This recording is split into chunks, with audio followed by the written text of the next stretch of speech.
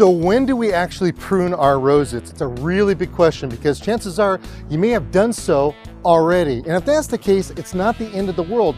We can fix them through this pruning technique I'm going to show you. But this is maybe what your roses look like right now because we have a very mild weather condition and they don't necessarily go to sleep or go deciduous, and that process is when they lose all their leaves. You'll start seeing discoloration and such like that, but again, it doesn't mean that they're really fully in the deciduous state. Not the end of the world here, folks, because once we end up pruning this thing, you're going to be amazed at what's going to happen. Now, we have to have our tools of choice. I decided I'm going to wear gloves, I'm going to use loppers, and I'm also going to use a pair of secateurs or hand pruners to get this job done. And it's going to be really fascinating. I got a great technique that I'm going to show you how to do this where you may just only use this to get the whole pruning process completed. Now, I do want to make sure that we understand that we have to have a couple of things of knowledge when we get this thing going. The important part is your final cut once everything is done and pruned. Let me give you an example over here. Along this branch line, we have something that are called buds that are all up and down this branch. In fact, as a matter of fact, wherever there's a leaflet coming out, there's a bud behind there. And let me pull this down over here and off. It's really kind of a cool thing. You pull this off. This right here is the actual bud. You see that? Now, if I was to take and I was to prune this, now listen to this, you prune it 1/4 of an inch above the bud at a 45-degree angle facing away the bud. You'll take and just snip this off.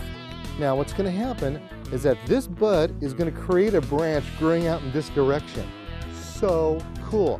You can actually train a branch to grow in a zigzag way if you wanted to. I don't necessarily recommend that, but it's kind of a fun thing to happen. So we also have to remember it's pruning it correctly. If we prune it too high, what's going to happen is that this is going to die all the way back down to this leaflet. And that's not good. It's going to turn black and ugly, and you just don't want that. If you do it at too much of an angle, you're going to have the same process happen. If you do it at too much of an angle by the bud, it's going to die back all the way down to the next leaf. So these are the kind of things that we have to concern ourselves with our final pruning cut. Well, once we start this process, we're not going to worry about what the final pruning cut is because we want to be able just to get inside this thing. Now, what we're going to do is just haphazardly take and start pruning away. Now, I like to have a trash can nearby, and I don't know if you noticed that first pruning cut, but look what I did. I prune it, and then I take it and I pick it up and I bring it right to my trash can.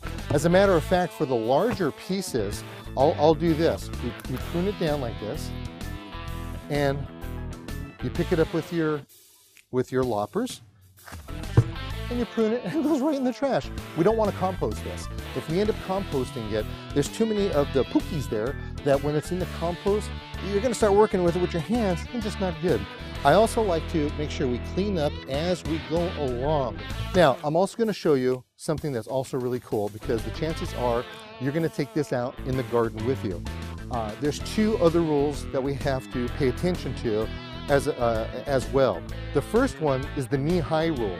So go ahead and go like this, knee-high. Everybody do that. That's right, whether it's this knee or that knee, okay? That's how high your final cut is going to be when we're finished with this. It's going to be approximately knee-high. Now the other thing we want to do is this. I want you to put your hand out. Now I want you to get a pretend orange. Take the pretend orange, put it inside your hand.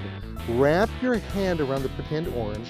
Take the pretend orange out and go make some pretend orange juice because the vitamin C is so good for you. Then look at the way your hand looks like this.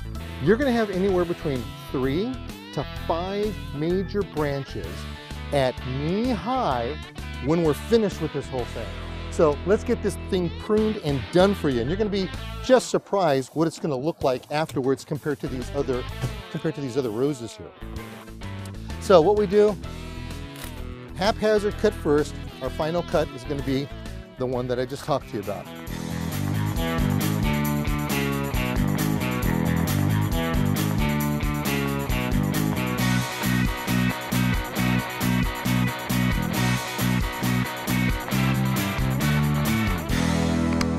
We are almost finished with this major pruning job. Look how drastic we've done this. We've got our 4 of them we have right here. Now watch this cut. It's going to be really dramatic. We're going to take this and cut it all away. Major branch out of there. Boom, gone, history. Now what we're going to do is some tightening up on this and our final pruning. We're going to take it 45-degree angle, 45-degree angle, keep it all around like this. And this, ladies and gentlemen, is how we prune a rose knee high. This is going to be beautiful.